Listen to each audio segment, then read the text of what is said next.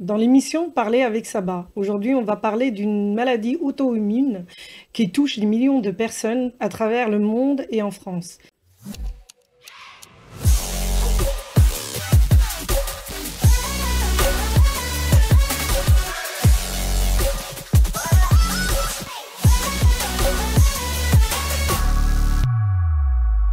Bonjour, j'ai le plaisir de vous accueillir aujourd'hui avec une dame qui est très importante et qui lutte pour la la Non, non. drépanocytose, excusez-moi.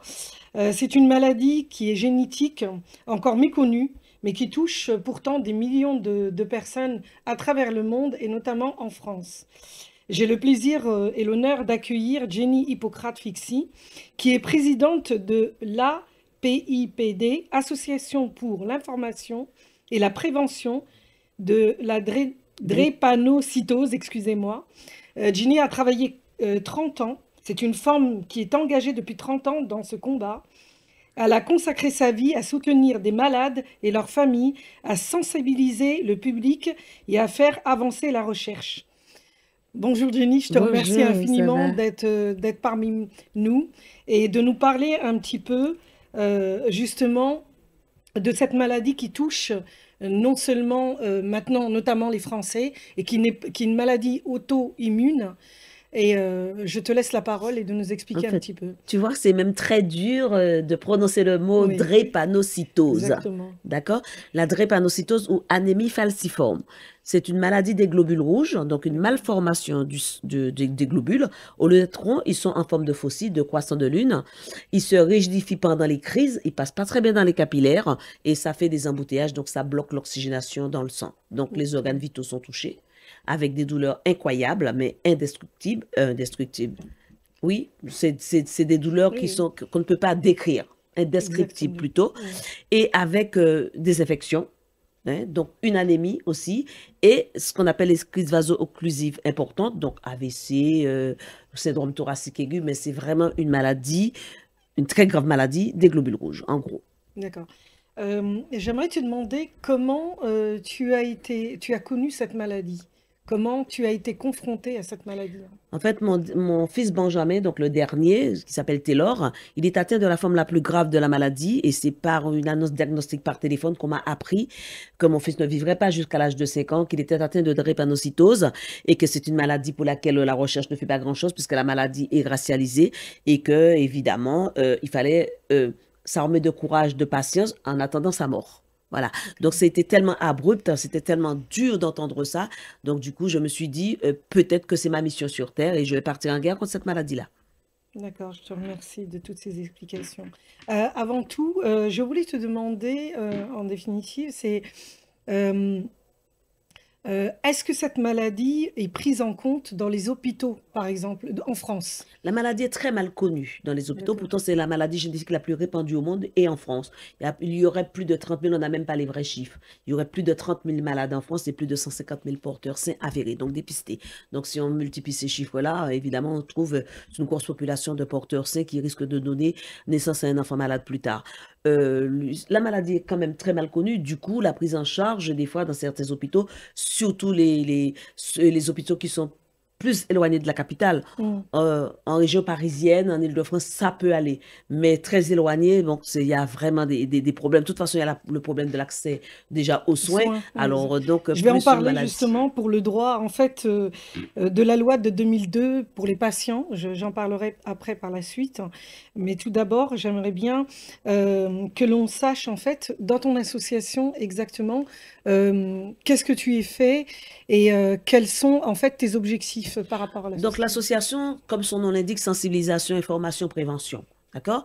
Mais notre cible première, c'est les jeunes en âge de procréer ou de D'accord. faire des enfants. Donc, on va partout sur le terrain, là où il y a des jeunes. Donc, dans le monde du travail, dans les écoles, les facultés, les grandes écoles, on est sur D'accord. les ligues de sport, les terrains de sport, on est partout où il y a des jeunes. Et puis, évidemment, sensibiliser non seulement les pouvoirs publics pour qu'il y ait une enveloppe allouée à la recherche, et pas seulement à la recherche, hein, pour les associations aussi, mais les médecins de ville qui D'accord. connaissent pas très bien la Mm, maladie, mm. les élèves infirmiers ou infirmières, ces élèves-là qui vont si le désir, faire un mémoire sur la drépanocytose pour mieux faire connaître la maladie. Mais vraiment, on va partout où on peut sensibiliser le public, donc partout en France. Je rappelle que l'association APIPD, elle a été créée depuis 1988. Oui, D'accord? 35 ans. Exactement. Sa mission principale, comme tu viens de le dire, c'est de sensibiliser et de faire connaître cette maladie, notamment. Quelle est actuellement la sensibilisation autour de la drépanocytose en France? Ben c'est comme je l'ai dit, nous, ce sont les associations qui se démènent pour faire de la D'accord. sensibilisation. Donc tu travailles avec d'autres associations en On collaboration? s'était réunis en fédération. Bon, ça n'a pas bien marché, mais notre association, c'est quand même énormément de bénévoles sur le terrain. En Île-de-France, on est en France, on est 2800 bénévoles. D'accord. D'accord? Donc, plus de 700 en Île-de-France. Donc, on est partout sur le terrain, on nous voit partout. On forme les infirmiers, on forme dans les écoles, on sensibilise les structures étatiques comme la MDPH, comme France Travail, partout, le MEDEF. Partout où on trouve justement de la discrimination par rapport à la maladie, parce que la maladie est tellement discriminée, puisque c'est une maladie invisible. Donc, quand on ne voit pas sur le visage où c'est écrit drépano, qu'on va discriminer, on va traiter les malades de fainéants, on va traiter les écoliers de fainéants. Par malchance, quand la maladie est beaucoup plus visible, donc avec les yeux jaunes, on va les traiter de la poste ou d'Halloween. Vous voyez, c'est toujours traiter en mal les malades atteints de la drépanocytose. Donc, on est là justement pour casser ce genre de tabou, autour de la maladie, parce que les malades ont peur, cette honte, et avoir une meilleure connaissance de la maladie. J'ai appris qu'en fait, tu formais aussi les policiers. Je forme les policiers à la maladie, puisqu'il y a des policiers qui sont papa ou maman d'enfants malades, mais aussi aux techniques de non-étranglement s'ils trompent sur une personne atteinte de drépanocytose, puisqu'il y a une mauvaise oxygénation. Si on le bloque par terre, évidemment, l'oxygénation va être coupée, donc le malade risque de mourir 2 fois plus vite qu'une personne lambda. Bravo, franchement, voilà. Quelles sont les actions concrètes, bon, tu viens de me le dire, pour aider les familles, notamment? On aide des familles. C'est une famille, une population très appauvrie, très pauvre, parce que même si la maladie est prise en charge à 100%, les malades sont en LD, le problème, c'est qu'il y a même des médicaments qui ne sont pas remboursés. Par exemple, les vitamines. Il faut bien manger. Et il y a hors des malades qui sont sans domicile fixe, très souvent c'est des familles monoparentales, parce que souvent les pères à l'annonce diagnostique prennent la peau d'escampette, donc on remplit les réfrigérateurs et les paniers. Absolument, on est sur le terrain. Et puis à chaque fin d'année, on est comme beaucoup d'autres associations pour les maraudes, pour essayer de voir si on trouve des personnes atteintes de drépanocytose dans la rue. Je voulais te demander notamment, est-ce que la maladie est prise en compte par la MDPH? Oui, mais malheureusement, il y a des médecins qui ne veulent pas remplir le dossier, donc ça prend beaucoup de temps. Ils disent que c'est administratif, ils n'ont pas beaucoup de temps. Et ça, je comprends, parce qu'on a un désert médical, il y a très peu de médecins, et que malheureusement, les médecins n'ont pas beaucoup de temps. Enfin, je comprends sans comprendre, mais en même temps, il y a des malades qui n'ont pas de ressources du tout et qui sont très symptomatiques, qui font plus de 4 hospitalisations par an, et donc qui méritent justement même en dehors de la reconnaissance de la MDPH, mais aussi peut-être un petit budget pour pouvoir au moins acheter à manger et vivre dignement. Là, j'aimerais te donner la parole, et c'est très important pour expliquer à nos téléspectateurs quels sont tes besoins. Je t'ai invité aujourd'hui parce que tu fais un travail extraordinaire à travers cette association-là, avec ces bénévoles-là. Comment on peut t'aider? Alors déjà, il y a deux aides différentes. Il y a l'aide financière, on n'a pas d'argent. Il n'y a pas beaucoup de subventions.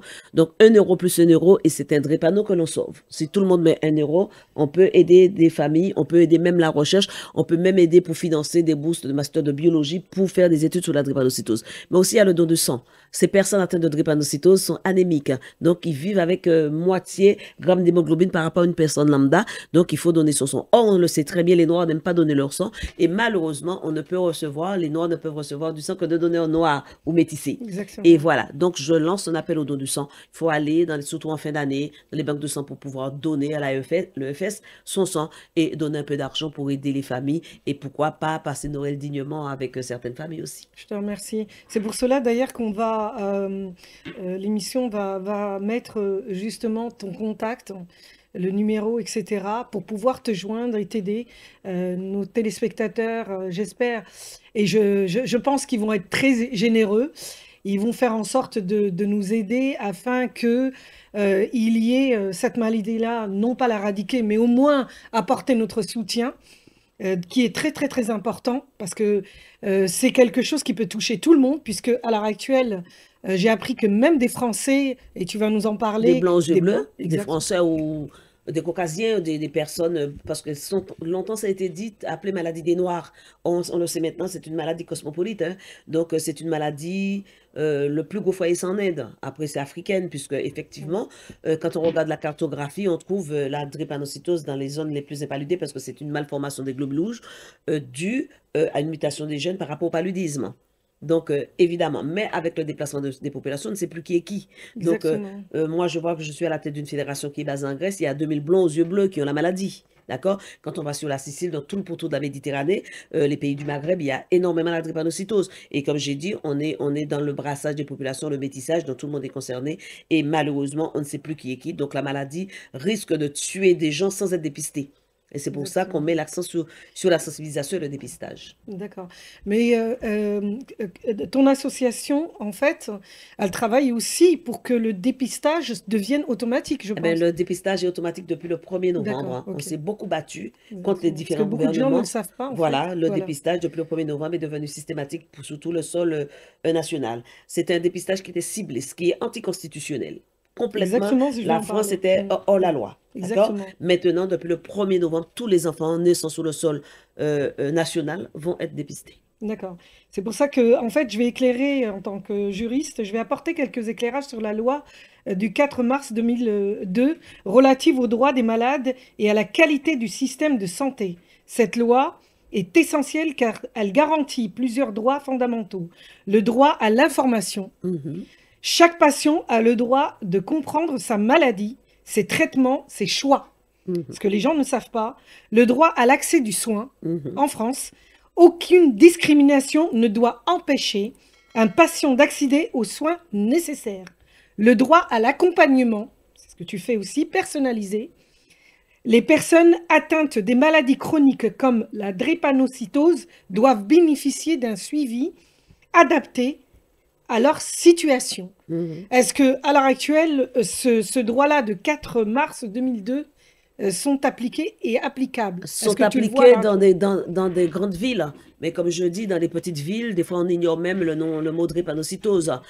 Néanmoins, comme je l'ai dit, la drépanocytose, les malades sont en ALD, en affection de longue durée.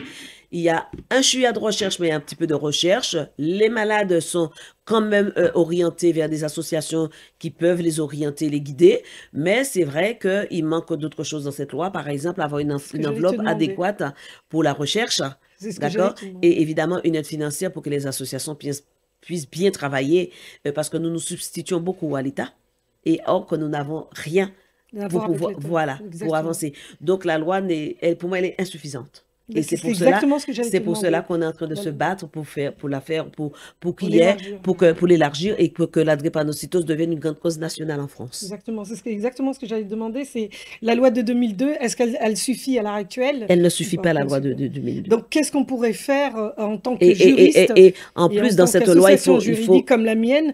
Qu'est-ce qu'on pourrait faire, eh ben, nous, déjà, pour t'aider, pour aider justement à ce que cette loi-là, elle s'étende et qu'elle soit beaucoup plus... ben, il faudrait déjà aussi qu'il n'y ait pas autant de discrimination. Exactement. Hein, donc nous aider et bien marquer dans un amendement au Alors que décret le 4 mars, la loi justement du 4 mars, cette loi-là, elle fait référence justement aux soins de la personne et on ne doit pas la eh discriminer. ben, C'est marqué en toutes lettres. ben, mais c'est même pas les gens qui nous discriminent, mais les gens le font, mais l'État français même nous discrimine. Quand on fait une demande de subvention au ministère de la Santé, qu'on vous retourne au ministère des Outre-mer, ça s'appelle comment? La discrimination et la ségrégation. Donc c'est pour ça que je dis la France est un pays hors la loi. C'est pas normal ce qui se passe. Exactement. On était dans un ciblage ethnique. Hein. Exactement. Et pendant 18 ans, nous, à l'association APIP, on s'est battu contre ce ciblage ethnique. C'est maintenant que ça devient un peu normal. C'est pas normal tout ça. C'est soit qu'on nous prend pour des imbéciles, des idiots, tout ce qu'on veut, soit qu'on n'a aucune considération pour ces Français à part pour eux. Ah, donc on Exactement. est des Français à part entière, d'accord? Puisque les Français d'outre-mer, pour eux, ne sont pas des vrais Français, d'accord? Mais il faudrait peut-être remonter dans l'histoire des Français d'outre-mer pour mieux comprendre que nous n'avons rien demandé aux autres, c'est eux qui nous ont cherchés, donc maintenant Mais vous êtes français, ils n'ont les qu'à prendre, dom-toms sont ils n'ont français. qu'à prendre leurs responsabilités. C'est bien ce Exactement. que je dis. On est Français, oui, on est Français sur le Exactement. papier. Exact- Sur le papier. ouais, Mais quand on est relégué au 20e sous-sol, on n'est plus Français. Pour eux, devant eux. Devant ces exactement. gens-là qui se prennent supérieurs aux autres. Donc, non, oui, on est Français sur les papiers. Mais on n'est pas Français à part entière. On est des Français à part. D'accord. Donc, je vais rappeler un peu le cadre juridique du droit des patients et du droit à la santé. Avant tout, il faut savoir que chaque personne, elle a le droit à demander la MDPH et en même temps d'être accompagnée même pour le travail, puisque il y a la RQTH qui peut prendre le relais. Donc, de ce fait, je vais faire une petite synthèse un petit peu dans le cadre juridique du patient et du droit à la santé. Le droit à la santé, le droit à la santé est un droit fondamental inscrit dans plusieurs textes internationaux, européens et nationaux. Il garantit à chaque individu l'accès à des soins de santé de qualité, d'égalité devant le système de soins. Donc ça, je voulais absolument le rappeler pour nos téléspectateurs. Les textes internationaux, il y a la Déclaration universelle des droits de l'homme de 1848, article 25, reconnaît le droit au niveau de la vie suffisant, incluant le soin médicaux. Le pacte international relatif aux droits économiques, sociaux, culturels de 1966, article 12, consacre le droit à toute personne jouir du meilleur état de santé physique et mentale. La Convention européenne des droits de l'homme, la CEDH, protège directement le droit à la santé à travers le droit de vie, article 2, et l'interdiction des traitements inhumains, article 3. La France, on va revenir à elle, le droit à la santé est inscrit, préambule de la Constitution en 1946, qui garantit la protection de la santé comme un droit social. La loi du 4 mars, on vient de le dire, c'est la loi Kouchner, pour la préciser, renforce ce droit en précisant que le droit fondamental à la protection de la santé doit être mis en œuvre par tous les moyens disponibles. Je vais le répéter, puisque nous allons avoir et nous allons toucher aussi notamment les juristes, mes collègues juristes, et notamment aussi d'autres associations et les politiques. Donc, on va vous rappeler un petit peu la loi autant que possible, en vous disant que la loi Kouchner de 2022, elle renforce en fait toutes ces lois-là, hein, et elle vous dit, en précisant le droit fondamental à la protection, à la santé, doit être mis en œuvre par tous les moyens disponibles.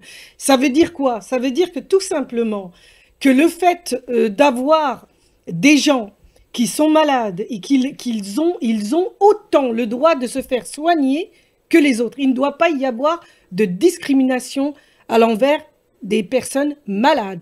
Et normalement, et je vais me permettre de rappeler certains politiques à leur devoir en leur disant que cette loi-là que vous avez votée, elle doit notamment être appliquée puisque Madame Ginny n'a pas à se battre et elle-même en tant que société civile pour faire valoir justement ce droit-là aux patients. Son travail à elle, c'est d'accompagner les gens et de les emmener à ce qu'ils puissent bénéficier de cette loi-là. Et toute personne je le dis, et à une époque, une ancienne ministre de la Santé, hein, quand on avait parlé du ciblage ethnique, elle avait dit la maladie n'est pas rentable. Elle n'est pas rentable. Ouais. Ça laisse sans voix. Elle a dit la maladie n'est pas rentable. D'accord. Donc, elle ne trouvait pas pertinent de faire un dépistage systématique en France, notamment dans l'Hexagone. Peut-être avec une région pilote qui est l'Île-de-France où il y a comment je vais dire ça, une cohorte de patients ou de malades porteurs importants. Mais c'est du n'importe quoi. Exactement. Pour dire que toute la loi est quand même bafouée. Donc, il faut faire quoi? Je lance un appel à tous les juristes.